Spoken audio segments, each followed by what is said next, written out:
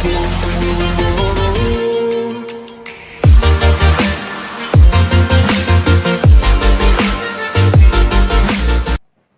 Friends, welcome. My self Neetu. आज का जो हमारा टॉपिक है वो है सुसाइड, यानी जिसे हम हिंदी में आत्महत्या कहते हैं। आत्महत्या एक ऐसा टॉपिक है जो कि बहुत ही पॉपुलर हो चुका है। आज के टाइम पे तो बहुत ज़्यादा हो चुका है, क्योंकि आज के टाइम पे आपको ऐसे बहुत से एग्जाम्पल मिल जाएंगे जहाँ लोग सुसाइड करते ही जा रहे हैं। देखिए, सुसाइड करना इतनी नॉर्मल बात नहीं है। जब भी कोई व्यक्ति सुसाइड करता है तो उसको पता होता है कि अब उसकी ज़िंदगी खत्म हो जाएगी, ठीक है, लेकिन फिर भी लोग सुसाइड करते हैं। तो आज हम इस टॉपिक पे यही चर्चा करेंगे, यही बात करेंगे कि सुसाइड के पीछे कौन सी वजह होती है, कौन से ऐसे कारण हो जाते हैं, कौन सी ऐसी प्रॉब्लम क्रिएट हो जाती है जिसकी वजह से व्यक्ति को अपनी ज़िंदगी ख़त्म करने का फैसला करना ही पड़ता है, और वो कर भी लेते हैं, सुसाइड कर लेते हैं।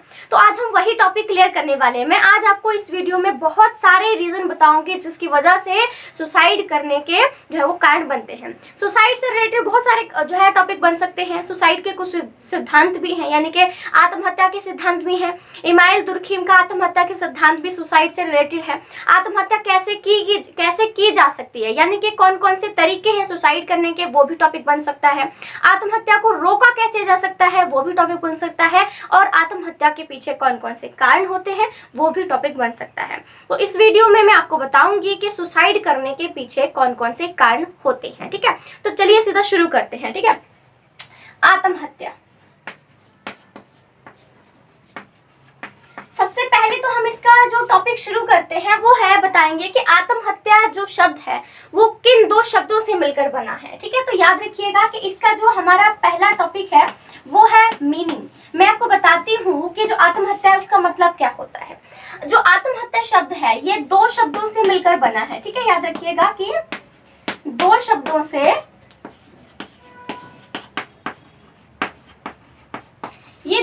से मिलकर बना है, ठीक है।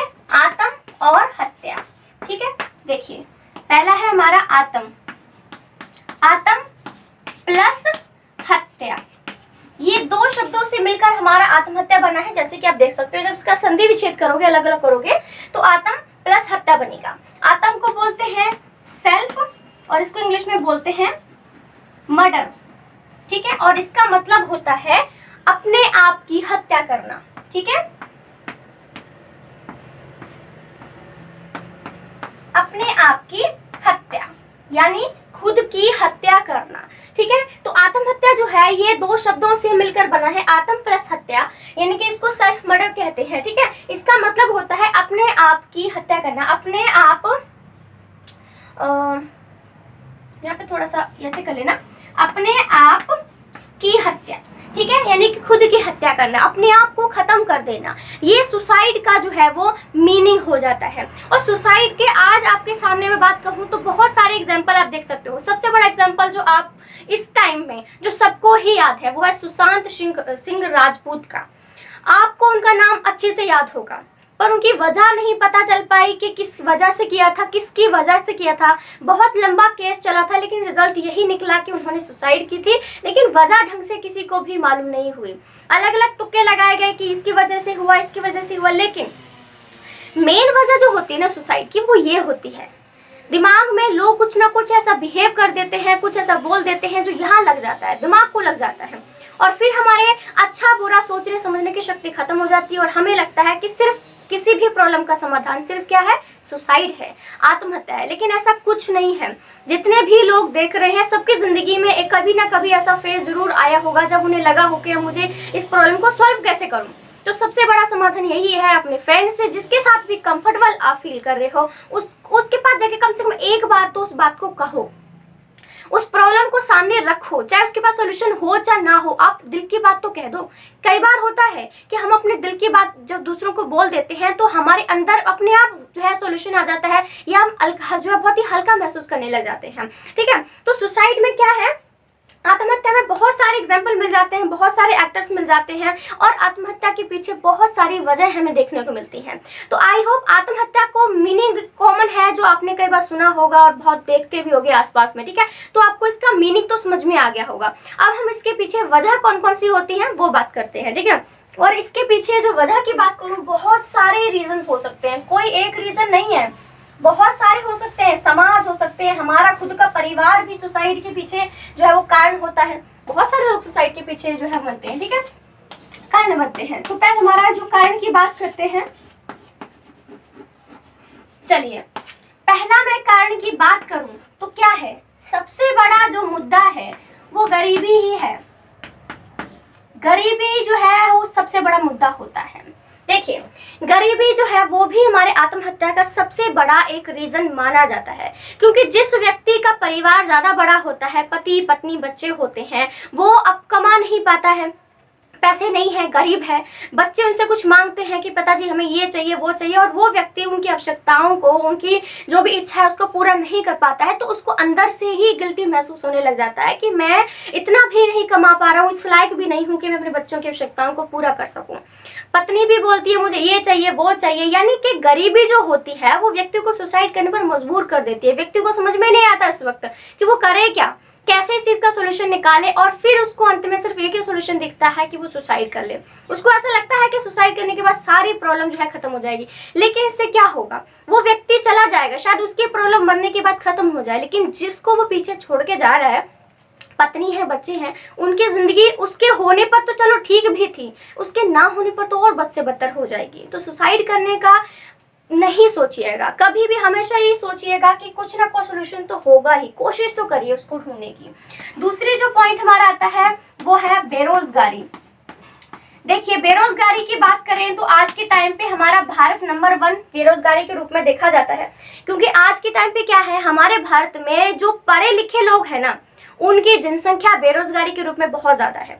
हमारे भारत में पढ़े लिखे लोग बहुत हैं, लेकिन वही लोग बेरोजगार है क्योंकि उनको जॉब नहीं मिली हुई है, कोई नौकरी उनके पास नहीं है। सरकार ने इतनी कोई भी नौकरी का प्रावधान ढंग से नहीं किया रखा है कि जो लोग हैं वो अपना नौकरी प्राप्त कर सके। इससे क्या होता है, ठीक है, एक तो क्या होता है, बंदे को खुद ही फ्रस्ट्रेट हो जाता है, कभी इधर चक्कर मारे उधर चक्कर मारे, अच्छा तुम पैसे ले लो हमें नौकरी दे दो, कितने तामझाम करता ताकि उसको नौकरी मिल जाए, ठीक है।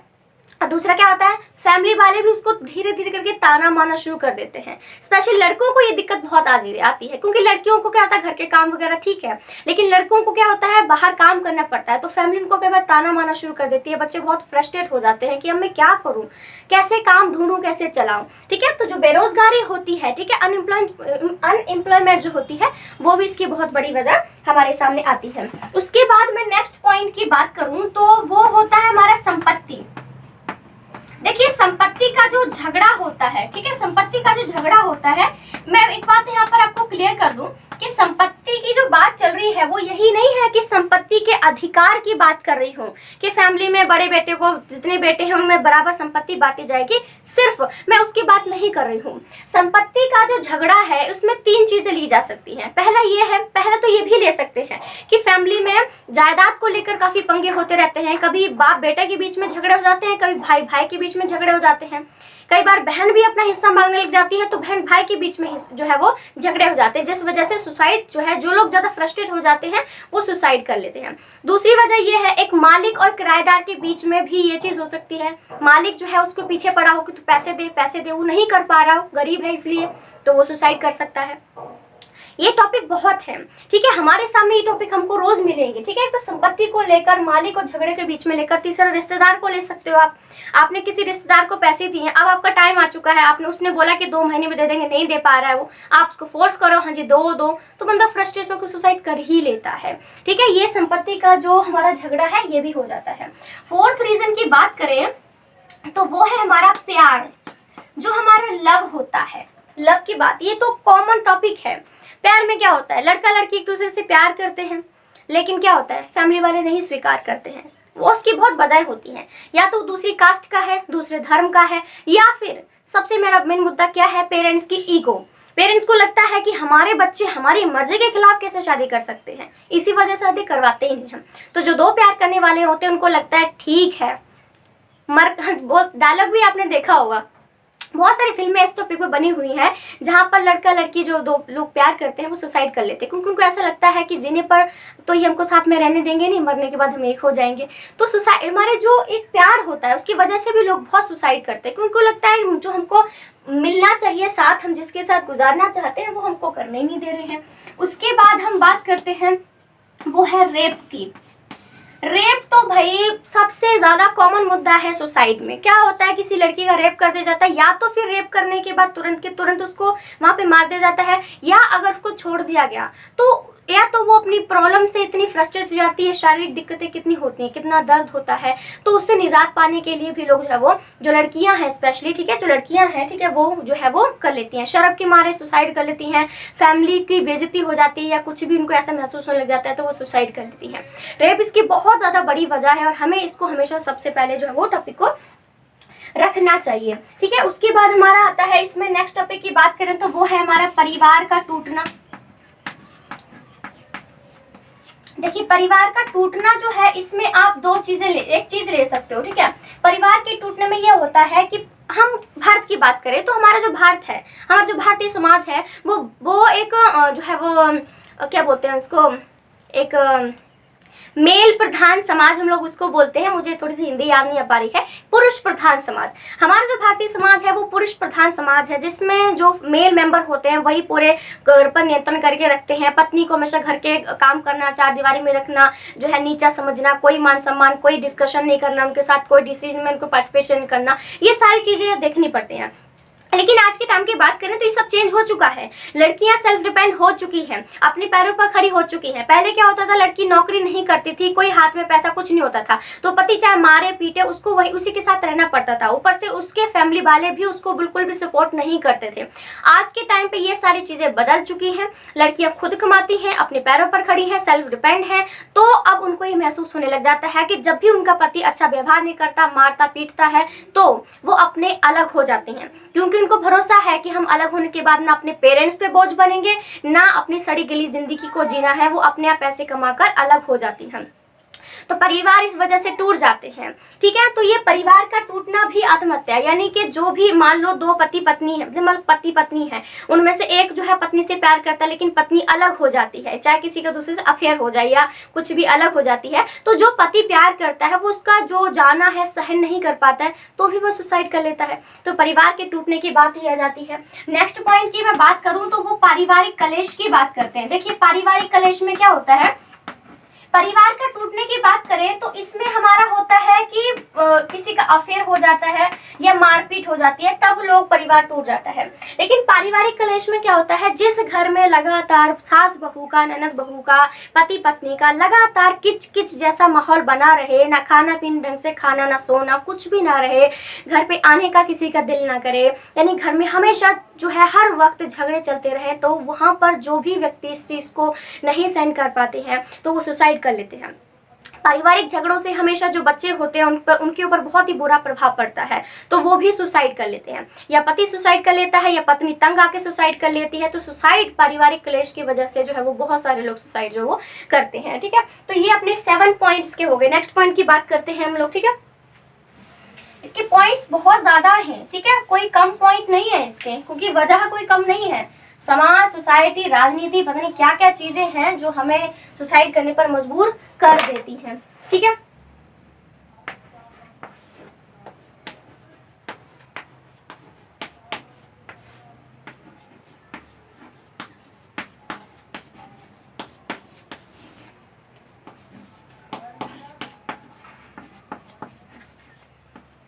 चलिए, किसी नजदीकी की मृत्यु हो जाना, ठीक है, यानी सिंपल सी बात है कि हमारा कोई प्रिय है, उसकी मौत हो जाती है, तो हम उसका वियोग, उसका जाना, उसका मरना सहन नहीं कर पाते हैं, खाना पीना छोड़ देते हैं। फिर हमको ऐसा खुद को महसूस होने जाता है कि अब उसके बिना जिंदगी तो कुछ भी नहीं है, हम कैसे रहेंगे। ये व्यक्ति के दिमाग में सारी चीजें जो है वो चलती रहती हैं। तो क्या होता है कि व्यक्ति फिर उसको ऐसा लगता है कि मरने के बाद मैं उसके पास जा रहा हूँ, ठीक है। मतलब ये तो हमारी मन की एक सोच है, हमें नहीं पता मरने के बाद क्या होता है, किसी को भी नहीं पता है। लेकिन जब भी किसी का जो प्रिय व्यक्ति है मर जाता है तो फिर वो भी सुसाइड कर लेता है, क्योंकि वो उसका वियोग सहन नहीं कर पाता है। तो ये भी इसकी एक वजह हमारी आ जाती है।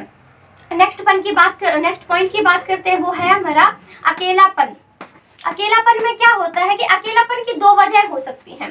पहली वजह ये है कि कई बार व्यक्ति काम के लिए, पढ़ाई के लिए फैमिली से दूर रहते हैं, ठीक है। फिर उनको वहां पर जो है नए लोगों के साथ रहना पड़ता है जिनको वो जानते नहीं, जो भी है, ठीक है।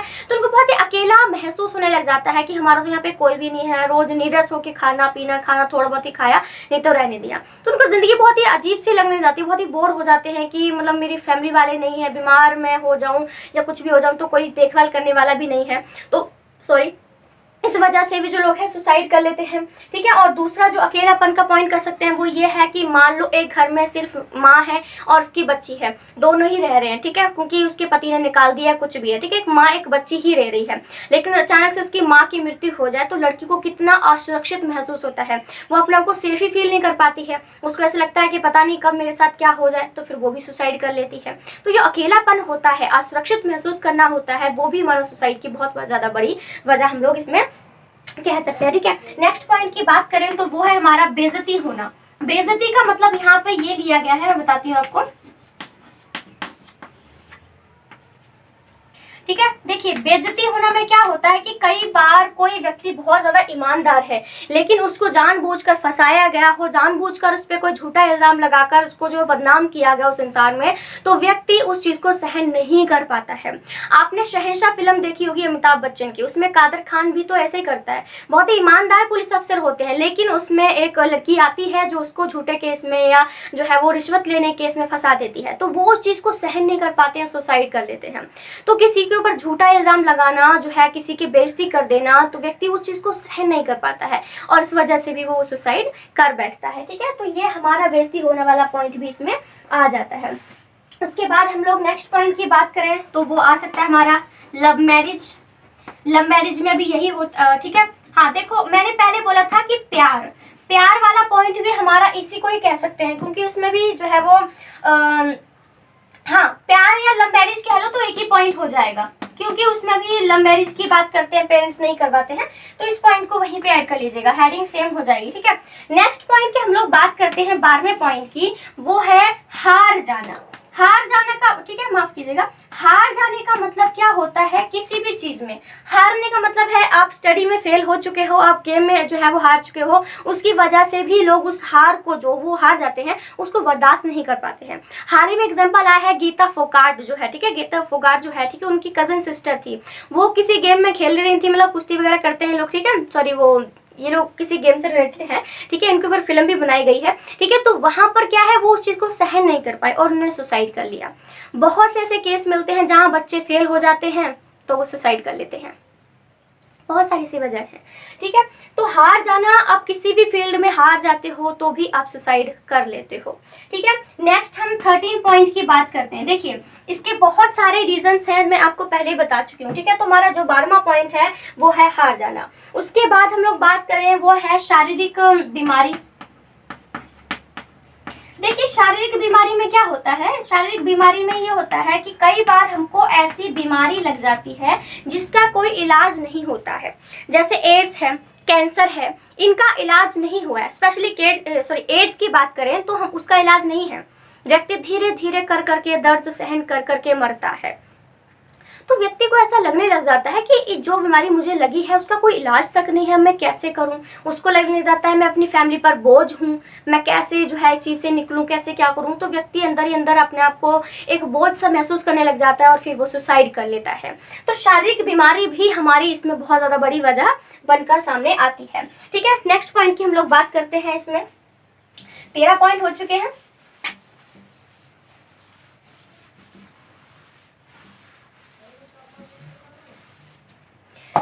पॉइंट की बात करें तो वो है हमारा ऋण लेना। ठीक है, ऋण लेने का मतलब होता है किसी से उधार लेना। और एक और पॉइंट की हम लोग बात करेंगे वो है हमारा व्यापार में घाटा।